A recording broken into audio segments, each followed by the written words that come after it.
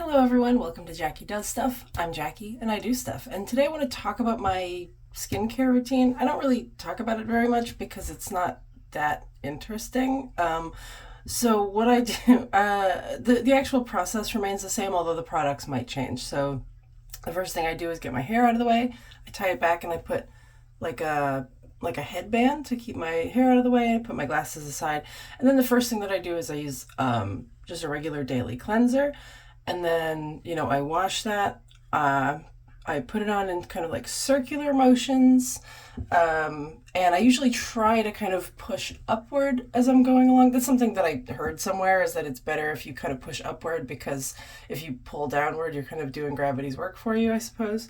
I don't think that there's anything wrong with wrinkles or anything, but it's just, if you get the opportunity to push up, anytime that you get the opportunity, it's a good thing to do. It includes with your spine as well.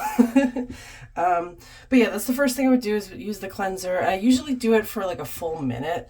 I literally sit here and I count to 60, and then I wash it off with warm water, and then I pat dry with a towel. Patting means, like, instead of like scrubbing it up and down, you would kind of take the towel and you would go like this. You'd press and then release in the same place. And that's just to keep the actual towel, the material of the towel, from like irritating your skin as it goes along. And I have very pale, very sensitive skin. So if I like scrubbed, you'd see it instantly.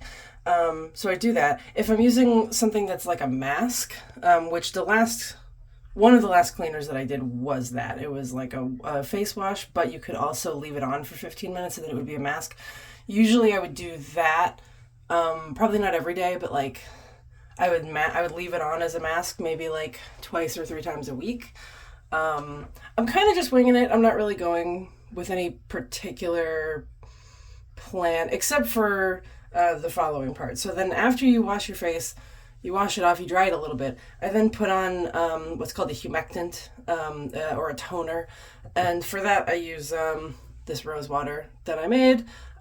Maybe I'll show you how to do that in a different video, but it's super, super easy. But yeah, if you are looking online, anything that says that it's a humectant or a toner, you can use it at that point. All that means is that it draws moisture to itself. So if you put it on your face, it will draw moisture out of the air or from deeper within your body and pull it to the skin. It keeps your skin moist, basically. And then I used to have it in like a spray bottle, and I would spray it on my face. That's my preferred way of doing it. That saves a lot of, it's the most efficient way of doing it. And it's also it's like, oh, it's fun. And you can keep it in the fridge for that reason. You can spray yourself, and it's actually really like cool and comfortable. And then after that, you put on a moisturizer. And that you would kind of use like a minimal amount for what you need. So in the summer you might need to use less, in the winter you might need to use more. Your skin might need more or less depending on what your skin is like. I'm very oily, so I use kind of a minimal amount. And I usually kind of literally sit there and work it in until I feel that it's more or less absorbing itself. I don't really like to walk around with it being kind of like wet. But yeah, so these are the products that I'm using right now. But like I said, the actual like product doesn't really matter that much. Although to me, what matters is what it is kind of like made of and how it was prepared. So I have like a ton of face washes that I've inherited from past roommates. Yeah, my roommate from downstairs left like a lot of her stuff behind, so I have like a treasure trove of her stuff, and this is one of them. I just opened this yesterday. That's why I'm making this video. So this is a brand new to me. It literally was brand new. It wasn't even opened. Like, I peeled the thing off on the inside. So this seems to be a vegan, cruelty-free face wash with all sorts of, where are we here? Yeah, all sorts of ingredients that you'd want to see. We got some vitamin E in there. We got some coconut oil. I think we got some aloe.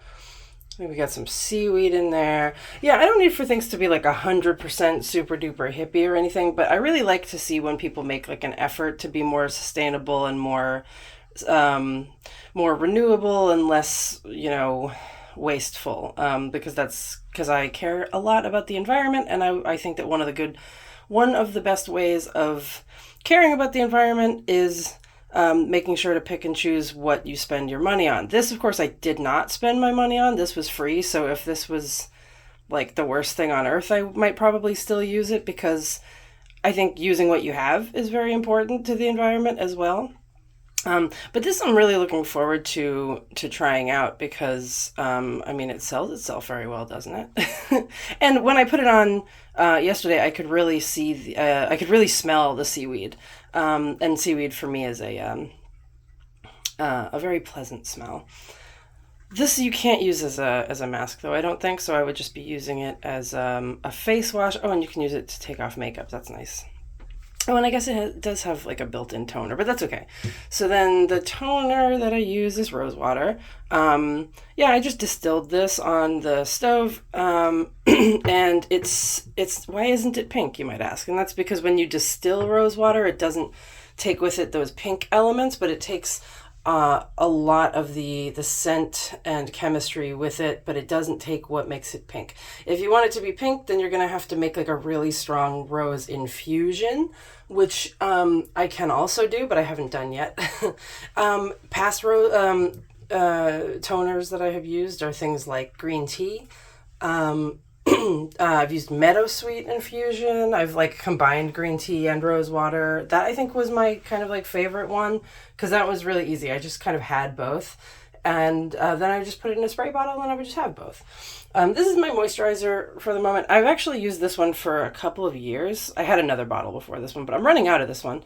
And I'm thinking, like, since I'm running out, it might be an opportunity to try something new. But I really like this one. I got this on Etsy from Juniper Seed Mercantile.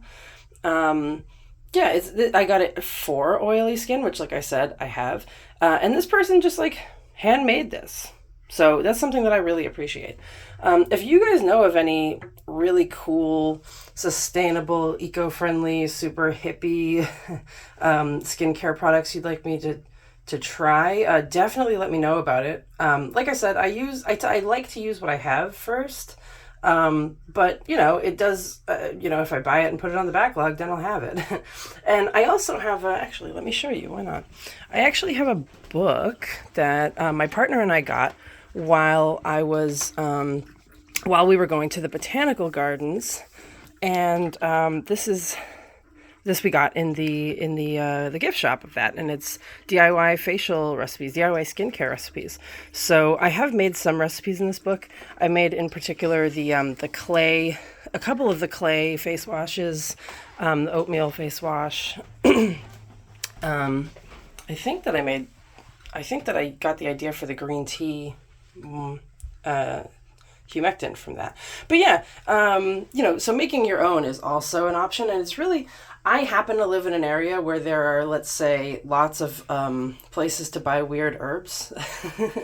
So it's easy for me to do that, but if it's not easy for you to do that, just buy something, But yeah, so I'm about to launch into my skincare routine. I didn't really have the means of showing myself doing it necessarily. The tripod is not really great in this little area, but I did want to, talk about it at least a little bit, because it's a huge part of my daily routine.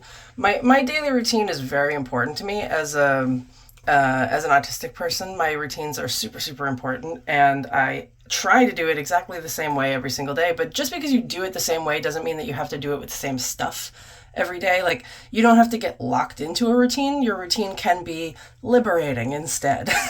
If you always know what you're going to do, then you don't feel anxious or lost. You just know what to do. And that is a very rare thing for an autistic person. So maybe one day I'll let you watch me wash my face, but today is not that day. But thank you so much for joining me. I hope that you learned something, and I hope that we can continue on this here journey together. So I'm Jackie. I've been doing stuff, and thank you so much for watching. I'll see you in the next one. Bye.